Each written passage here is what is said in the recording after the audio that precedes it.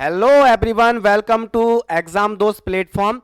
और जिन लोगों ने एग्जाम दोस्त के इस प्लेटफॉर्म को सब्सक्राइब नहीं किया है वो सब्सक्राइब कर लें। इस वीडियो को लाइक जरूर करें और सब लोग कमेंट बॉक्स में कॉन्ग्रेचुलेट बोलें, क्योंकि मेरे साथ हैं गेट 2024 के ऑल इंडिया रैंक 55 इन ईसी ब्रांच प्रांशु तिवारी। और उन्होंने ये रैंक जो हासिल की है इसके लिए उनको कॉन्ग्रेचुलेशन बनता है। सभी स्टूडेंट्स जो भी इस वीडियोस को देख रहे हैं वो इसको में कॉन्ग्रेचुलेशन जरूर लिखें।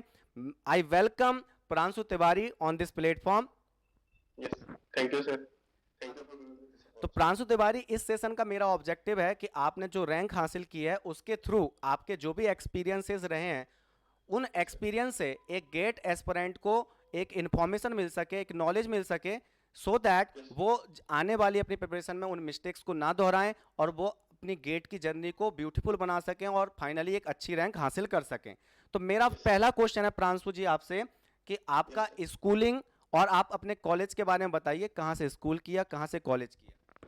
Yes sir. सो सर, मैं एक एमपी का एक डिस्ट्रिक्ट है, छोटा सा डिस्ट्रिक्ट है सिवनी, उससे बिलोंग करता हूँ। और सर मैंने अपनी स्कूलिंग, जैसे कि हर डिस्ट्रिक्ट में एक गवर्नमेंट कॉलेज रहता है, गवर्नमेंट स्कूल रहता है, एक्सीलेंस स्कूल। तो सर मैंने वहां से अपनी स्कूलिंग कंप्लीट की। फिर उसके बाद सर मतलब उसके बाद मैं SGSITS इंदौर, जो कि एमपी का ये स्टेट गवर्नमेंट कॉलेज है, वहां से मैंने अपनी ग्रेजुएशन 2023 में कंप्लीट कर ली थी। अच्छा, GSITS तो काफ़ी स्टूडेंट मैंने पढ़ाए हैं, तो यस सर। मुझे उस कॉलेज के बारे में अच्छी इन्फॉर्मेशन है। और स्टूडेंट वहाँ के ब्रिलियंट होते हैं, हर साल वहाँ से ज़रूर रैंक आती है GSITS से, ये बहुत खास बात है GSITS की।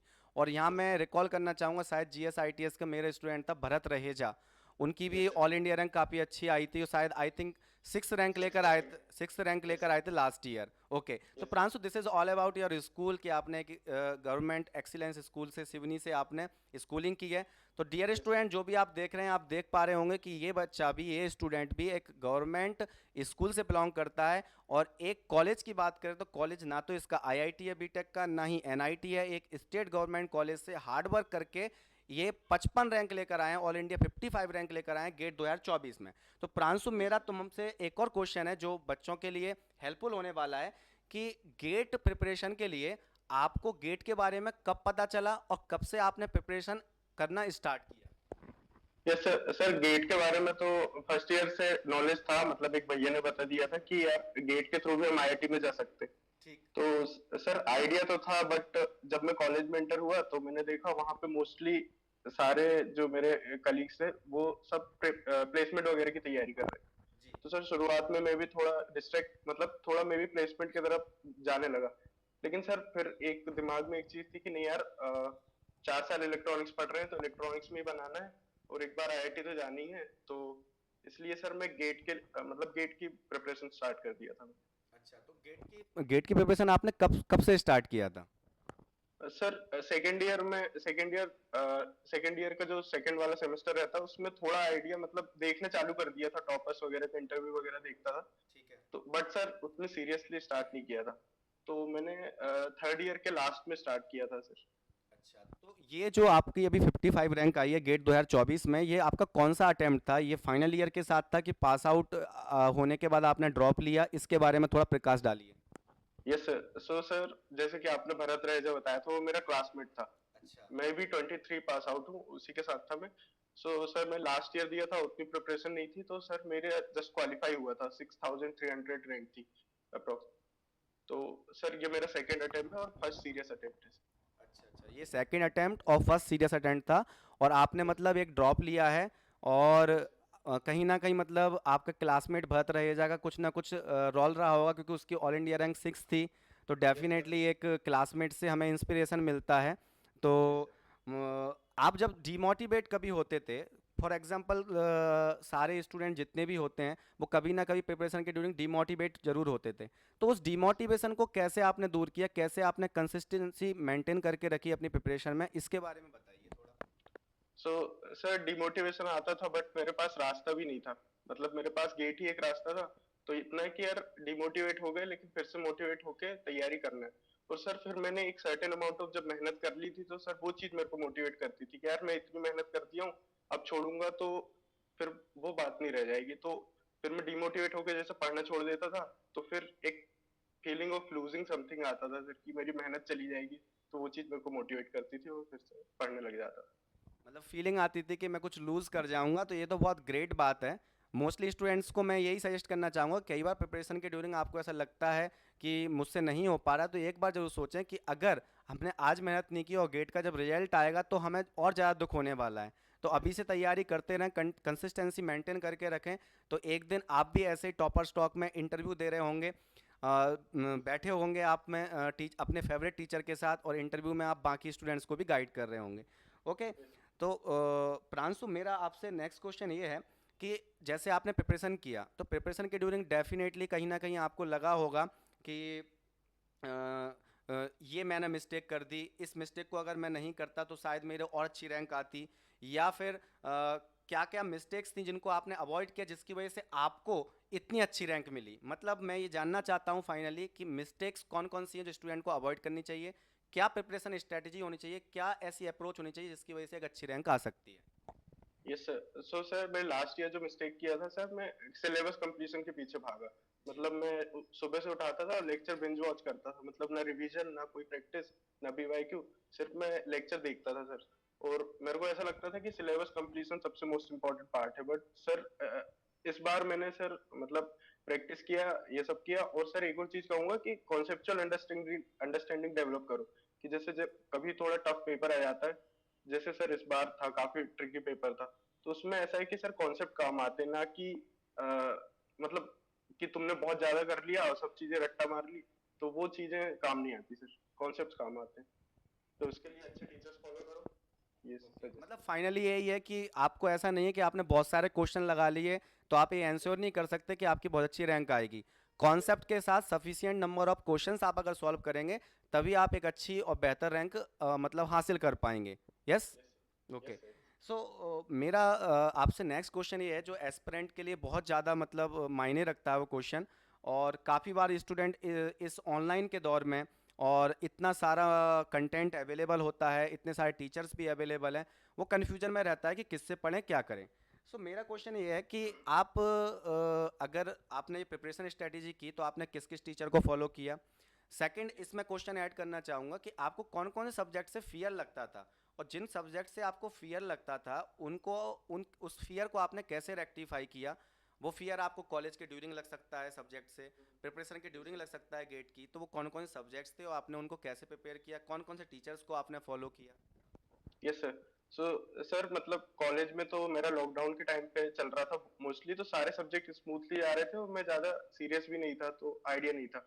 बट सर सीनियर वगैरह बताते थे कि जो कोर सब्जेक्ट्स रहते हैं जैसे EDC, analog, digit, EMFT, communication वगैरह, ये थोड़े टफ जाते हैं अदर बेसिक सब्जेक्ट कंपैरिजन में।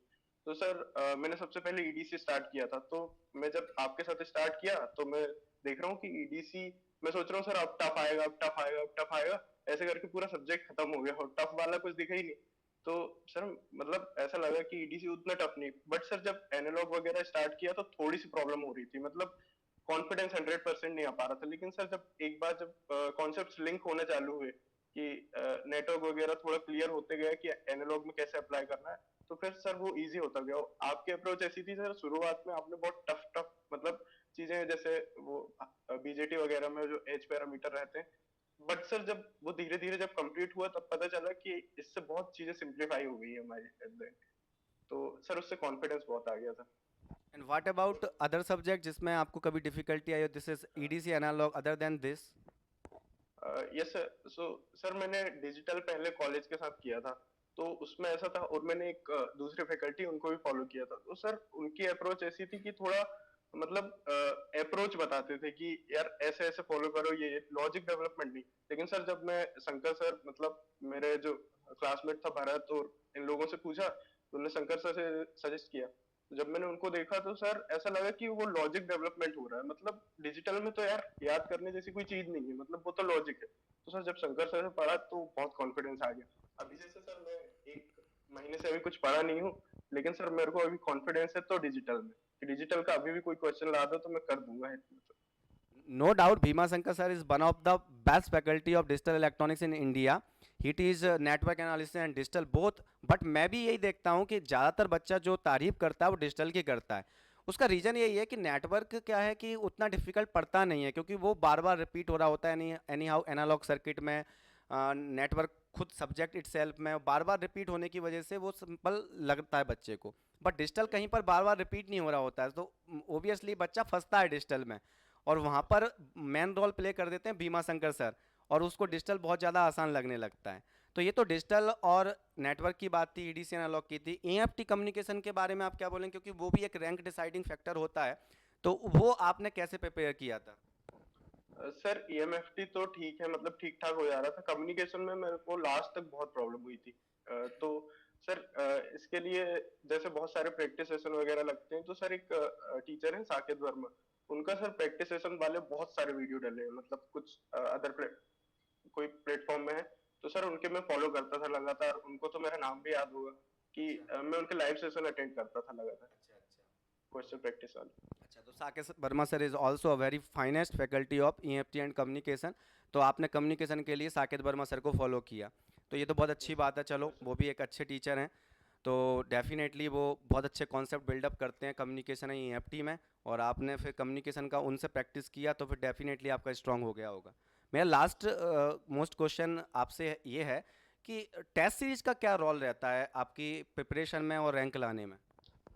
Yes sir, so test series sir बहुत इंपॉर्टेंट है मेरे लिए। तो sir test series as a confidence booster use होती थी कि सर मैं जब क्वेश्चन करता था तो पीवाईक्यू कर लेता था, तो ऐसा लगता था नहीं यार, मतलब नोट्स वगैरह में तो बहुत से रहते थे, लेकिन सर जब मैं टेस्ट सीरीज देता था तो देखता था मेरी ठीक ठाक रैंक आ जाती है, जो टॉपिक वाइज इन सब में देता था। तो सर उससे कॉन्फिडेंस आता था कि हाँ यार चीजें सही चल रही है।